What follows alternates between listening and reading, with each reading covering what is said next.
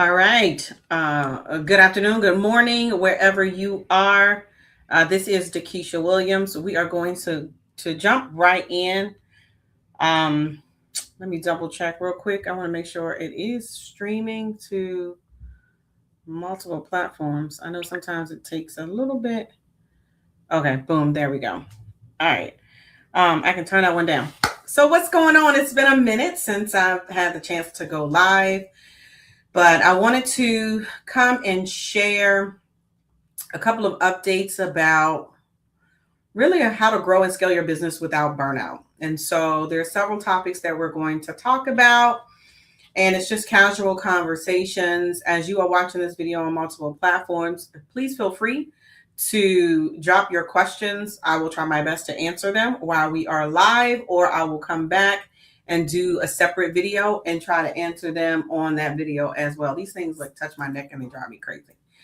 All right. So if this is your first time that you have heard the sound of my voice, my name is DeKesha Williams. I am known as the webinar strategist and business strategist. Super excited to be here. Been in business for over 15 years, building 4 companies. And so I'm not new to this.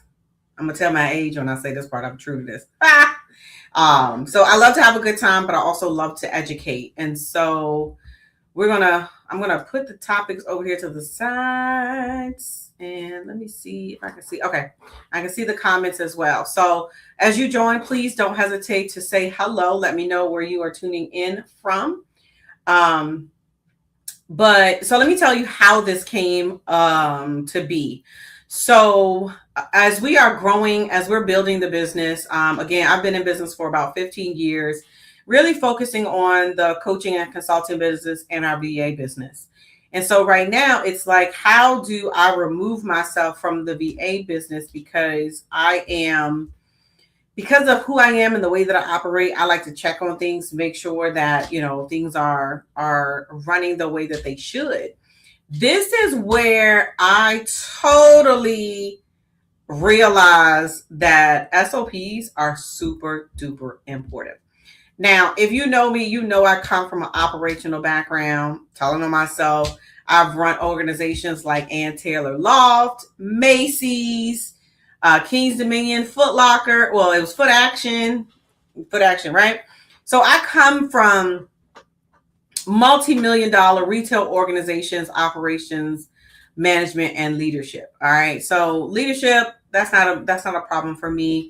And I'm not saying it in a way that I can't utilize like additional training, but I got the leadership development thing. Matter of fact, some of my old team members are still on my page.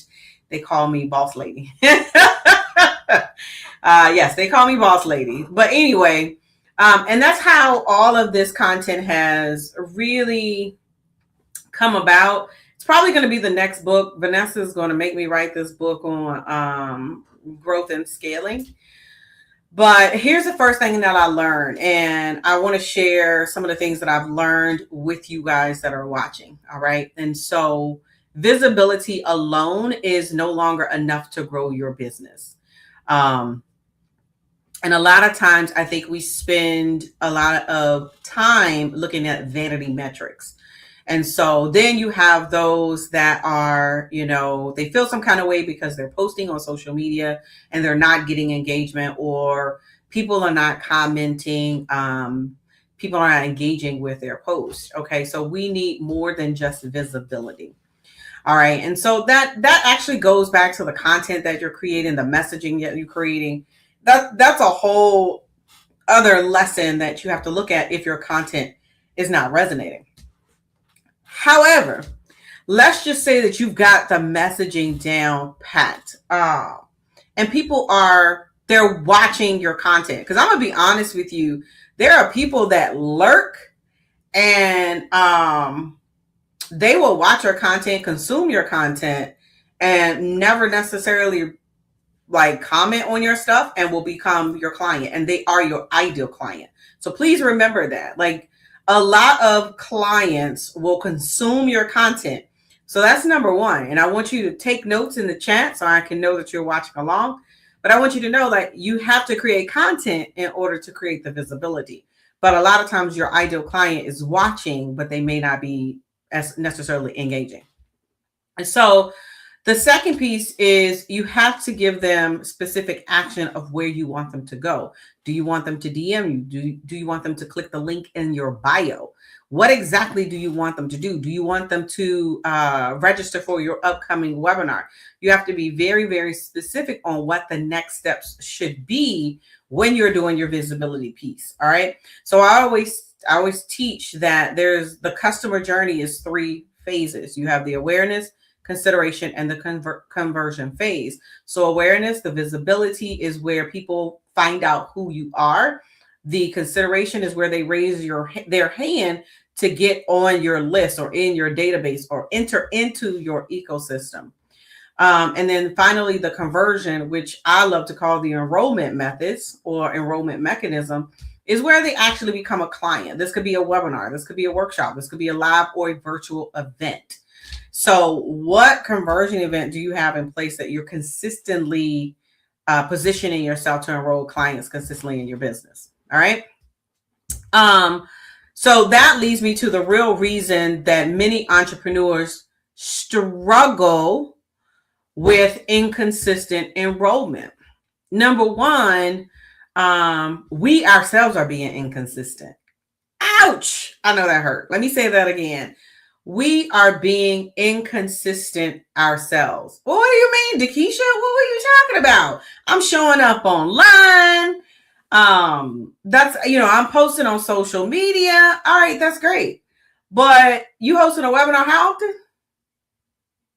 Every 6 months? Every other month? You're hosting a summit how often? What? Help me.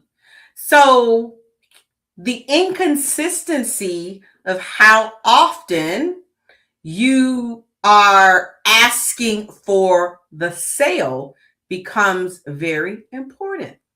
Very, very important. So you have to sit back and ask yourself, when was the last time I hosted a webinar? Even if webinars are not your thing, because I tell people in my 2-day training, I tell them that based on your offer would determine the conversion mechanism that you use in your business. Straight up. People know me as the webinar queen. That is what I teach. I know webinars are not for everyone. Some people like to have a straight conversation or, networking to a sales call or a video to a sales call. And that's fine. That's totally fine. I have ran that business model and I have closed people from that model. However, howsoever is what I like to say. However, what I have realized that today there is a longer buyer's cycle, or there's a longer buyer's journey, or so that's the best way I can call it. It's a longer buyer's journey. So what does that mean? It takes people are taking their time to make decisions on who they want to do business with. And I believe Google put out stats that it takes 7 hours of consumption, 11 touch points across 4 platforms. So not to say that certain methodologies don't work, but you have to switch it up to where we are today. People are being very, very cautious with their spending. They're doing their research for who they are going to invest with. So this becomes very important, which is why I teach the conversion mechanism. Hey, this is why I teach your specific conversion mechanisms, right?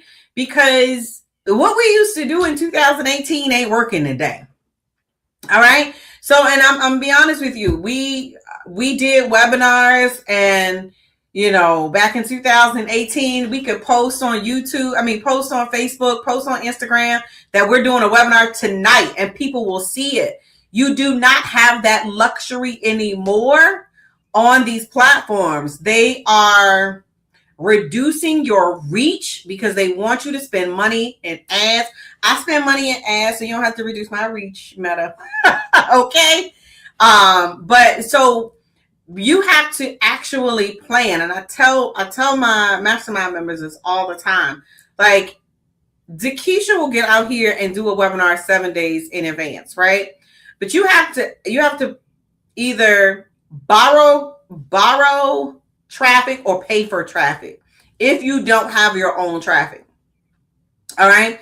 So that goes back to the real reason that entrepreneurs are struggling with inconsistent enrollment or revenue is because they don't have an enrollment strategy or enrollment process in place. All right. So DeKesha, how do I create a repeatable client enrollment ecosystem? Let me tell you what we did last year. Now, mind you, again, I've been in business for 15 years. Last year was the very first year that we did some type of conversion event every single month. We actually did the exact same conversion event every single month. And every month we made it better. We enhanced it. We optimized it. We tweaked things like the title. We tweaked some of the content. We tweaked the prices. But you don't know what to tweak in your ecosystem if you're not consistently implementing it. Am I helping anybody? Okay. Even if you're watching a replay, I want to know that I'm helping you. Okay. So last year we did that, and I literally managed recorded our numbers, the metrics, the KPIs, and those KPIs was how many people came to the website, how many actually registered, how many actually showed up, how many closed. And these are important numbers, but so I could know and the team could know, okay, this is what we did this month. This is how we did the marketing or the implementation this month. If this particular number is low, then we know that we need to change this number. All right.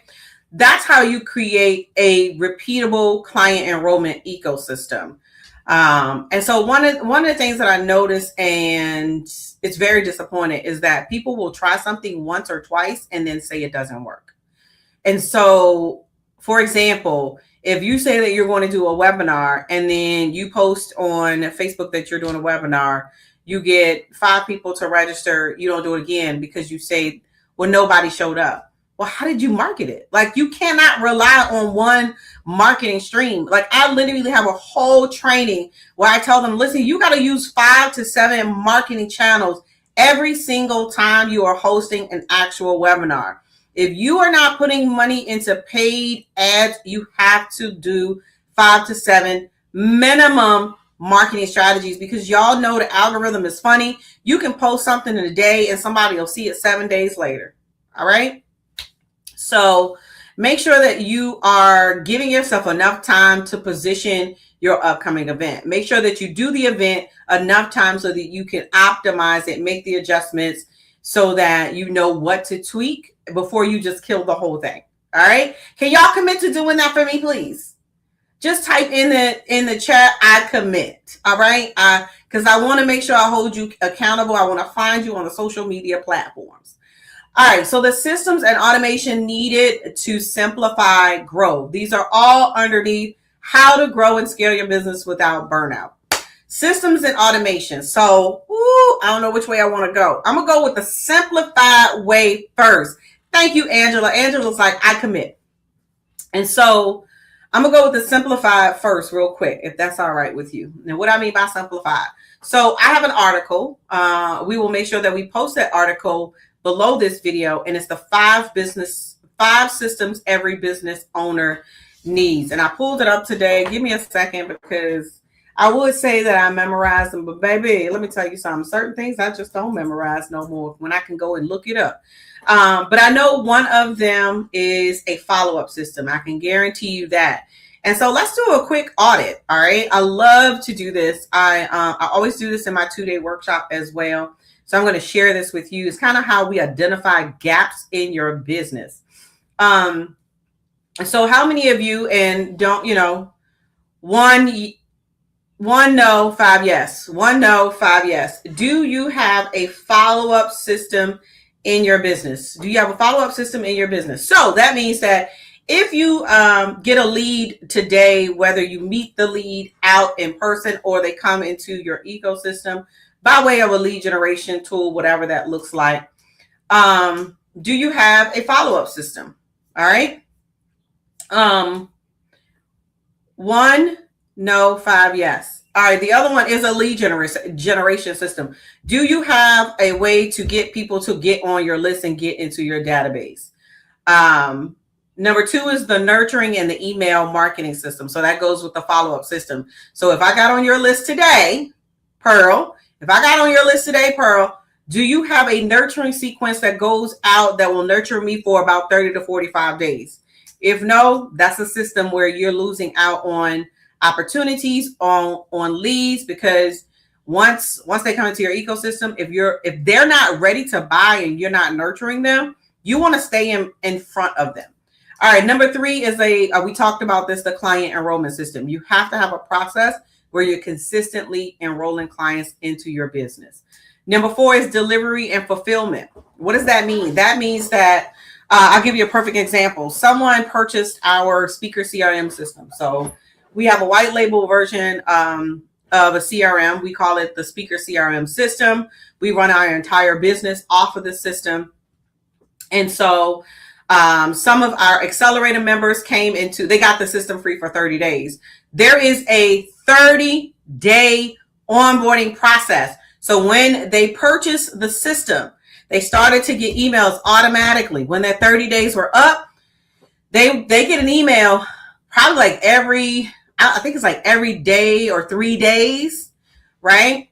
That tells them exactly how to onboard themselves into our speaker CRM system. And I'm telling you, the most recent young lady that came in, she's been killing it. So, and this is something that I do. I'll give you a little trick, because in our nurturing system or our onboarding system, we tell them, like, comment if you want access to this or something like that. So she's been onboarding herself, but she's been implementing, because we give very specific instructions, training and everything. But I've been getting emails while I was on vacation that, she wanted a copy of this, or she did this, and I can see that she set up her domain, all kinds of things. So that's your delivery and fulfillment system. Is that stuff automated? Like, that's really where I am right now, if I can be truly transparent with you all.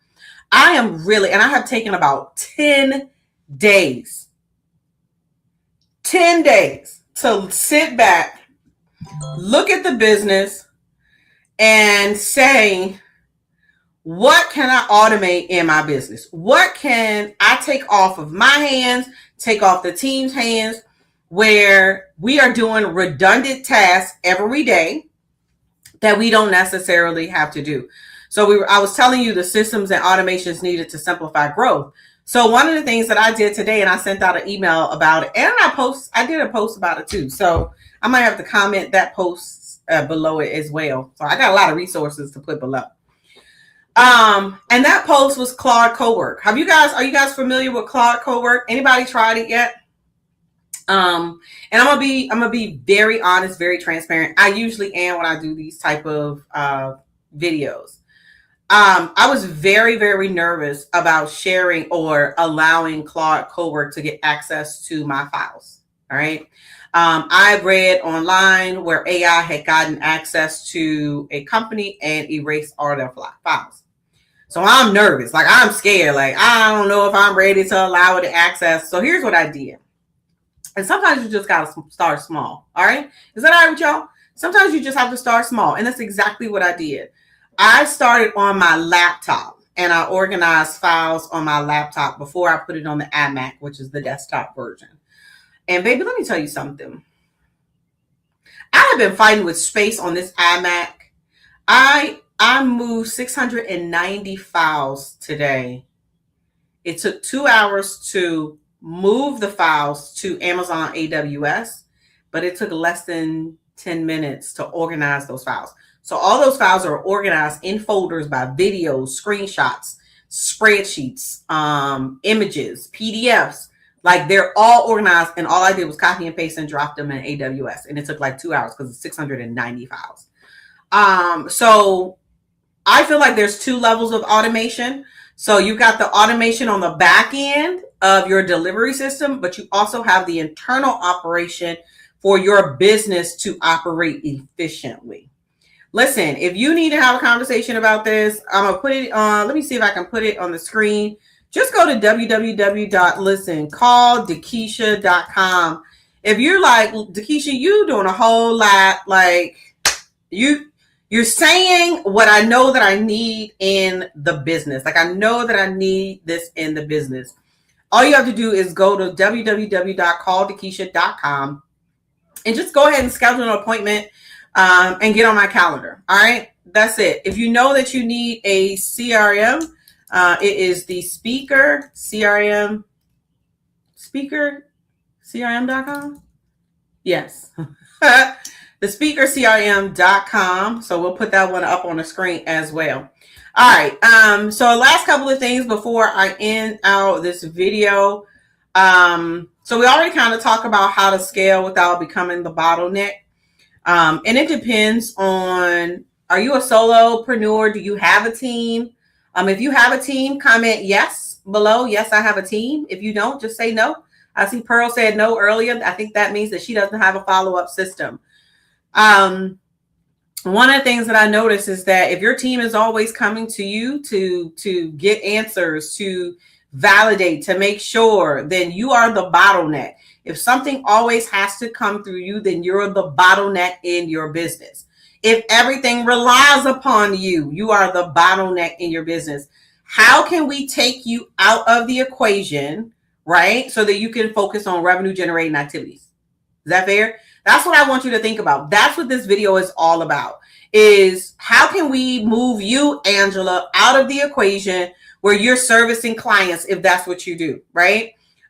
Even when it comes down to some of your content, how can we put a process in place that will automate where you take one day to create all the content? So once I'm done here, I'm actually going to build out. So I have a process right now that we create. So we create a Substack article. We create a LinkedIn article. I create Substack notes that we can use like once a day. We use those same notes on Facebook and Threads, and they have a virality algorithm behind them. So I use the same concept of a note on Substack that gained me over almost close to 1,000 views on Substack. And I'm pretty new to Substack, y'all. Like really new to Substack. So still growing on Substack, but I love it because you can kind of be yourself there. But anyway, there was a note that I use, and I got so many followers from that note. And so I just kind of reverse engineer anything. That's the operations in me, and that's just how my brain works. But anyway, so I have that process. Now, guess what? I'm going to put it in a system where it spits out. I record the podcast. It generates the Substack. It generates the newsletter. It generates the notes. And I literally can hand it off to my team, and they can schedule it. So even if, so like I know that I know I have a content day coming up. I know that I'm going to be recording video for that content day. I know that we'll be taking images for that content day. Hope my hair holds up for the content day, right? I know I can sit here and plan out all the videos that I want for that particular content day and literally have the team schedule each newsletter because I do one a week. I do a newsletter on LinkedIn, newsletter on Substack, and I do one once a week. So once we put the system in place, all I need is to record the video, go do the webinar, do the live, and then hand it over to the team and let them do the rest. That's where I'm trying. That's where I'm trying to get to, Angela. Like we on that type of scale. Okay. So what happens is I still have the visibility, but what I love is that I've been able to focus on revenue generating activities in my business. Can anybody else relate? And here's the thing. I know you all can relate. And the reason why I know you all can relate is because I've been having conversations in the DM specifically on LinkedIn, and I've been getting the same feedback. I'm struggling with visibility, showing up, systems. What is the other one? Follow-up, revenue, like all the things that we know that we need to have in place. Like I know that I wasn't the only one that was feeling like not really overwhelmed. I wasn't overwhelmed, but I knew that it had come to a point in my business where I needed to stop and put this stuff in place. Otherwise, we were not going to continue to grow. Last year, we had 80% growth over LY, and I want to double what we did, right? So I know that in order to do that, this stuff, it's got to be flawless. It's got to be flawless. But don't y'all, if you want to follow along behind the scenes, it's on Substack. I've got like a podcast on Substack where I kind of talk through. So I'll probably do one about what we implemented today. Oh, and here's the last thing, and we're going to close out. So again, if you got any questions, you want to have a conversation, call DeKesha.com. The biggest mistake entrepreneurs make when trying to scale too fast. You ready for this? And I made this mistake. So one of the biggest mistakes is that we start hiring for positions that we don't necessarily need now. We start investing and not managing our financials because it's like, oh, well, this person has this and they implement and they put $30,000 in ads. Well, do you need to put $30,000 in ads to get, 1,000 registrations? You might not need 30,000. You might not need a certain position. You might not need a PM. You definitely don't need a PM if I can show you how to put Claude Cowork together. Okay. Because that's what I put together today. And I saved myself probably tens of thousands of dollars from hiring a PM just by implementing Claude Cowork today. And so I feel like that's one of the biggest mistakes that entrepreneurs make is when trying to scale too fast. Because truth be told, when you are scaling, your revenue should be increasing. Your output should be increasing, but your expenses should not be increasing at the pace at which your revenue is increasing. So if your revenue is increasing and your expenses is creeping right on up there, you're doing it the wrong way. Been there, done that. All right. And we're not trying to do that. That's why we're being smart about it this year. Because we do want the exponential growth. I know in my heart of hearts that we can double the income with the right systems and processes in place. I will admit that I too have had the fear of success. Can anybody else relate to that? So let me tell you what that is. And so I see a lot of people that may have the fear of failure, but the fear of success is, what if I get too many clients and we cannot handle them? Or our level of service declines because we get more clients. And so if you relate to that, do not let that stop you from growing your business. All right. Everybody is going to face growing pains. That's a part of this journey. But you deal with it. You deal with it head on. You fix the leaky faucets. You fix the leaky processes, and you hold your head high and you keep moving, sugar. All right. Okay. DeKesha Williams told you that first here. All right. So it's been a pleasure to serve you. I hope that you were able to get some nuggets from today. I want to do more content like this. So if you've got questions, let me know. If you want to have a conversation, you can always go to calldekesha.com. So listen, I appreciate you guys hanging out with me. Be passionate, be purposeful, but more importantly, be profitable. I'll see you guys next time. Thank you, darling. I'll talk soon.